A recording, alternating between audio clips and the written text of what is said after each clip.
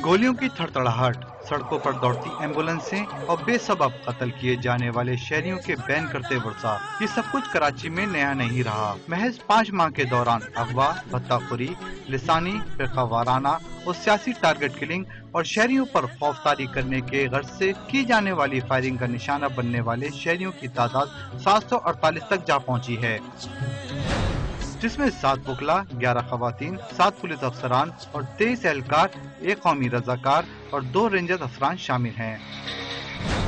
जनवरी 2012 में पुलिस अफसर समेत 6 पुलिस एहलकार, 5 वकला और 2 डॉक्टरों समेत 126 अफराद को मौत की आगोश में डाल दिया गया। फरवरी में 5 खवातीन और 2 पुलिस एहलकारों समेत 111 अफराद को मौत की नींद सुला दिया गया। मार्च में 4 खवातीन, 2 पुलिस अफसरों समेत 6 एहलकारों और 2 वकला बाप बेटे समेत 133 अफराद को मौत के घाट उतार दिया गया। अप्रैल में रेंजर अफसर, 2 पुलिस अफसरान और 6 एहलकारों समेत 174 अफराद गोलियों का निशाना बने। मई में एसपी शाह मोहम्मद, 2 पुलिस अफसरान, रेंजर अफसर समेत 156 अफराद को मौत के घाट उतार दिया गया।